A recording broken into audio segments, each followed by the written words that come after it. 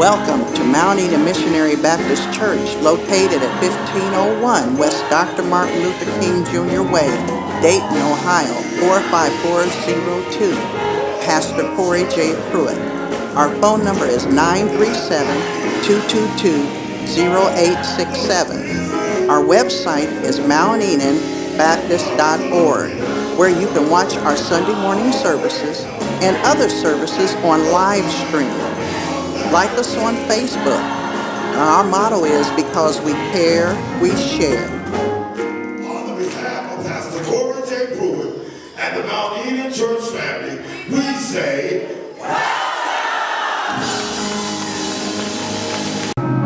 I need thee, oh, I need thee. That's what the old one used to declare. Every hour I need thee. Anybody need this morning? Oh, so glad to have the Burns family here now. My Savior, so glad to have you back, Miss Bosley. Lord, I come. You lost my brother as well.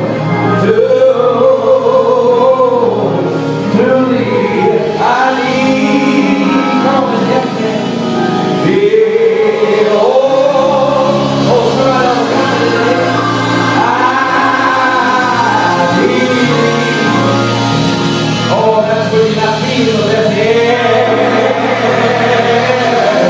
Every hour. Thank you, Jesus. I need. Anybody here right now? Oh, anybody here feel blessed me now? My Savior.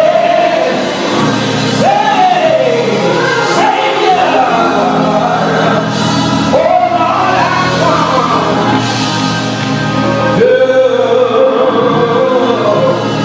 I come to thee. Open Ephesians chapter 6, if you please.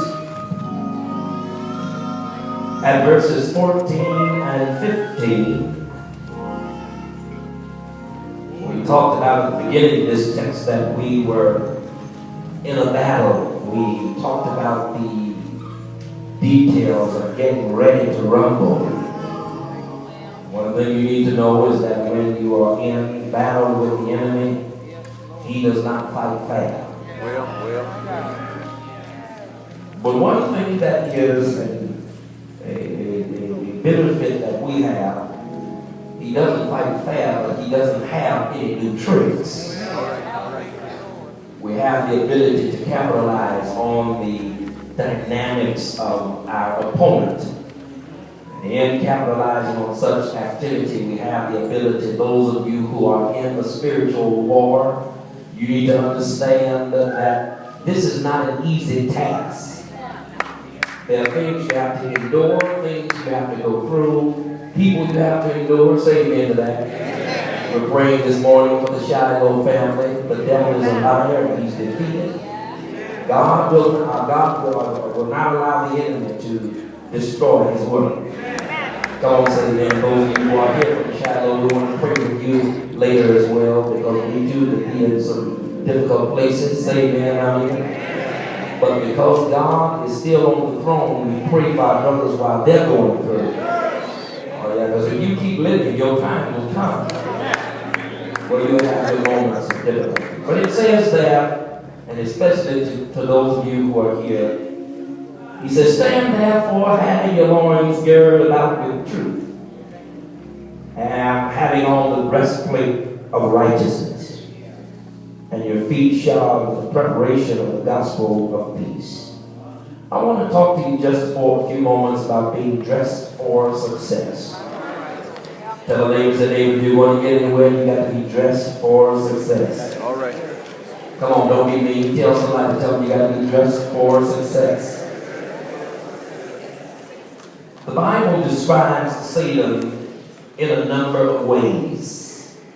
In fact, he's introduced in Genesis at 3:1, Brother John Cannon, as a serpent.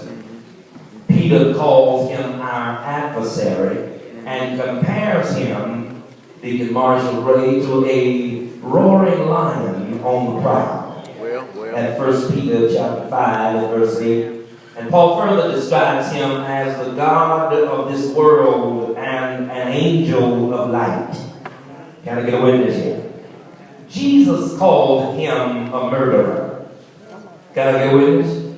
He called him a murderer from the beginning, a liar, and the father of lies, because there is no truth in him. Sister Nelson and John 8:44. However, there is another name for Satan that we should pay attention to that is in direct contradiction, are you with me?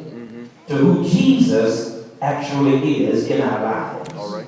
Satan is the devil, which means the accuser, because he accuses you and I before the throne of God day and night.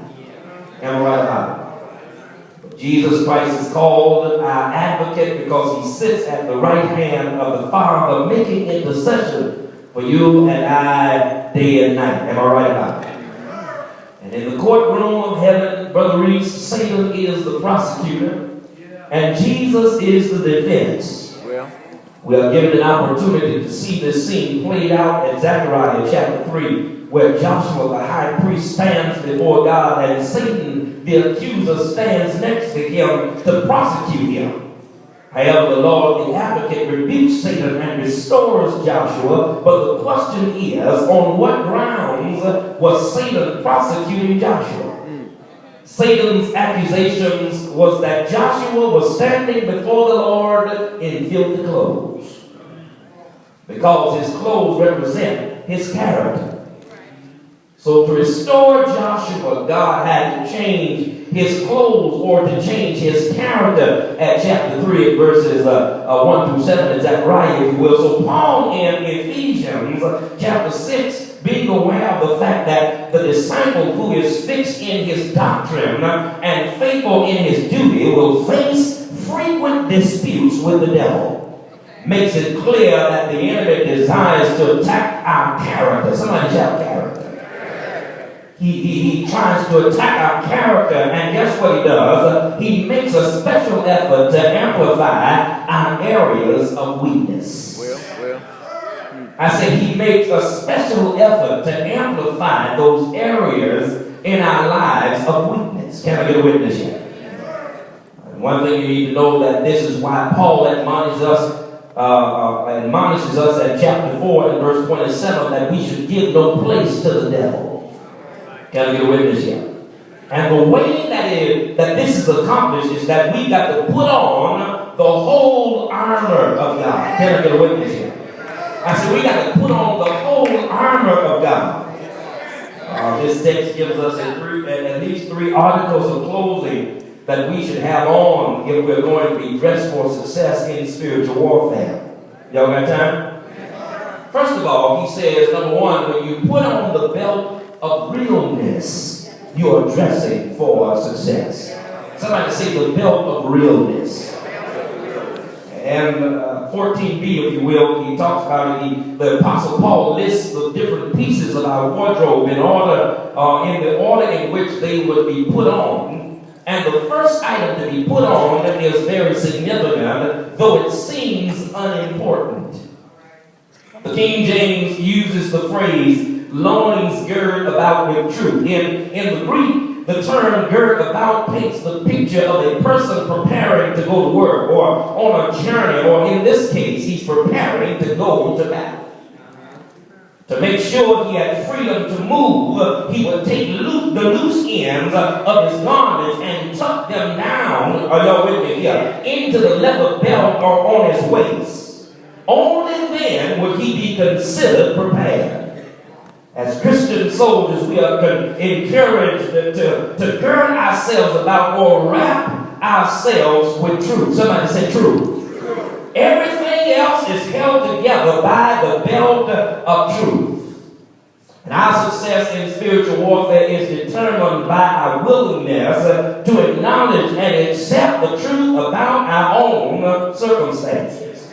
Is there anybody here who has come to the truth that you are a liar in recovery? Is there somebody here that can suggest that I am an alcoholic in recovery? I am a so-and-so in recovery. But what has to happen is, if you're going to win this battle, he says you got to be real with yourself.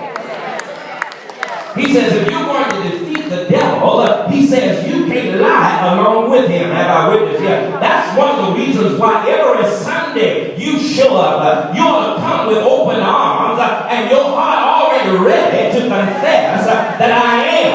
You ought to suggest that it is what it is. Tell a neighbor, say, neighbor, I am here. Hey, tell them I'm dressed. I'm ready for church. But it is what it is. Oh, don't let nobody put you down because of where you are. You have to let them know that, listen, God has taken me from a bad place and placed my feet on solid foundation simply because I confessed that I was a sinner. A wretch undone. Can I get a witness here? Tell the neighbor, say, just be truthful. The decision to be real with God and with ourselves is the first step towards success in our contest against the devil. Can I get a witness? There's no need for pretense or pretending like some folk come to church and put on like they've been saved all their life. Come on, tell somebody you haven't been saved all of your life. Come on. I'm not the only one that drunk liquor and smoked dope and told lies. Somebody else is here, according to Romans 3 and 23, it didn't say y'all have sinned, but it said all have sinned and come short of the glory. If you didn't do what I did, if you didn't do it like I did, tell somebody you done something. Tell a neighbor, say, neighbor, you done something. Just be honest, just be real about your circumstances, and you can start winning against the devil. All right, Doc. Admit it, I mean it. Admit it at some point, and at some point or another, it's not until you begin to be real with you that you'll be able to conquer the enemy. Because he's telling on you every day. Y'all ain't saying that here. He's telling on you every day. John the Revelator says he's accusing you daily on a daily basis. Thank you for joining us for yet another broadcast here at the Mount Enon Missionary Baptist Church, Dayton, Ohio. We want to welcome you to get this message in its entirety. A seed of $3 for the MP3, $6 for our CDs, and $10 for our DVDs. And trust me today, the services and messages at the Mount Enon Church are life-changing. And please come back next week to view our broadcast. If you'd like to get these products, why don't you call 937-222-0867. And then if perhaps you don't want to call, get on our website at www.mountenonbaptist.org. And I promise we'll get this product out to you right away. Thank you so much for joining, and please return.